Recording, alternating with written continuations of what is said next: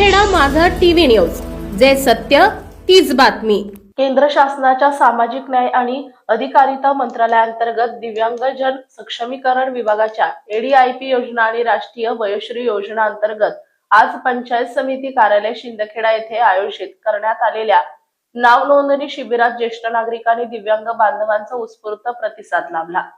त्यावेळी भाजप तालुका अध्यक्ष दीपक बागल, माजी सभापती रणजित सिंग गिरासे, दिव्यांग भाजप तालुका अध्यक्ष देवेंद्र ठाकूर, प्रकल्प संचालक धुळे जिल्हा दिव्यांग पुनर्वसन केंद्र कृष्णा मधुकर शिरसाट, निमको प्रतिनिधी मुंबई किरण पावरा, उपअभियंता बरेसाहेब, विस्तार अधिकारी जी.के. वेताळे आदींसह या शिबिरामध्ये मोठ्या संख्येने लाभार्थ्यांनी उपस्थित राहून आपली नाव नोंदणी करून घेतली। या योजनांच्या माध्यमातून पात्र लाभार्थ्यांना पुढील टप्प्यात मोफत सहाय्यभूत साधनांचं वितरण करण्यात येणार असून त्यांना स्वावलंबी जीवन जगण्यास मदत होणार आहे।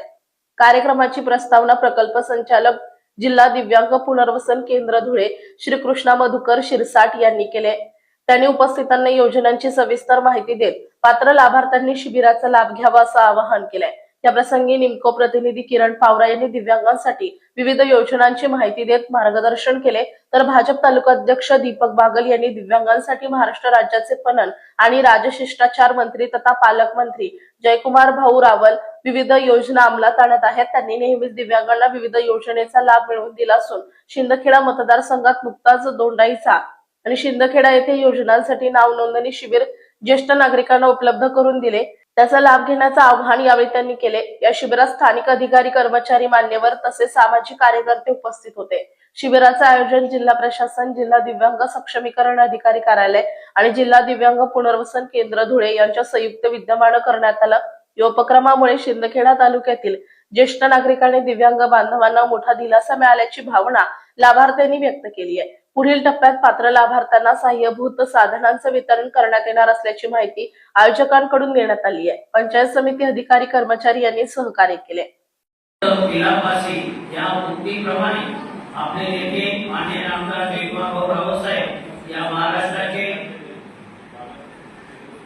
मंत्री आहेत, कॅबिनेट मंत्री आहेत, आपले धुळे जिल्ह्याचे पालकमंत्री आहेत। महाराष्ट्र राज्यामध्ये त्यांचं मोठं काम आहे। असं असताना देखील आपल्या मतदारसंघातील लोकांसाठी आपलं जे कर्तव्य आहे त्यांच्यासाठी आपल्याकडून काही ना काही व्हायला पाहिजे या उद्देशाने मंत्री साहेबांच्या माध्यमातून अनेक योजना या मतदारसंघात अजून कोणी उठू नका मतदारसंघात वेगवेगळ्या योजना राबवल्या जातात आणि त्याच अनुषंगाने आपल्या दिव्यांग बांधवांना केंद्र शासनाच्या माध्यमातून ज्या वेगवेगळ्या वस्तू पुरवल्या जातात त्या वस्तूंचा लाभ आपल्या मतदारसंघातील लोकांना वयोश्री योजनेच्या माध्यमातून ज्येष्ठ नागरिकांना याचा लाभ मिळावा म्हणून हे शिबिराचं आयोजन या शिंदखेडा मतदारसंघात काल दोंडाच्या येथे नगरपालिकेच्या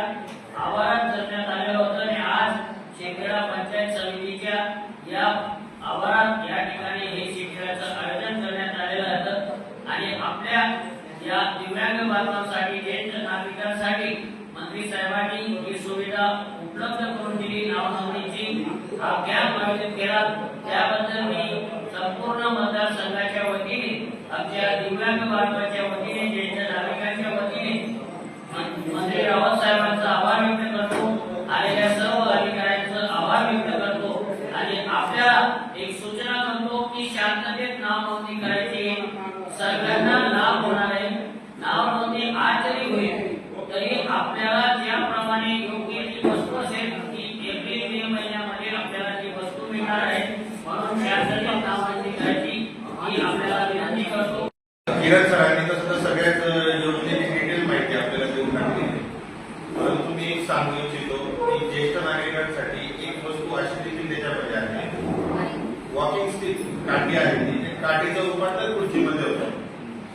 म्हणजे जेव्हा आपले ज्येष्ठ नागरिक एसटीची वाट बघतात, एसटी स्टँडवरती, रेल्वे स्टेशनवरती रेल्वेची वाट बघत असतात किंवा विठ्ठलाच्या वारीत गेले, पांडुरंगाच्या मंदिरात तुम्हाला तासन तास लाईनीत उभं राहावं लागतं, त्यावेळेस आपल्याकडे लोक काय करतात, चप्पल काढतात, त्याच्यावरती बसतात, ती खाली बसण्याची वेळ येऊ नये म्हणून कोणी अशी काठी तयार केलेली की त्या काठीचं रूपांतर खुर्चीमध्ये होतं।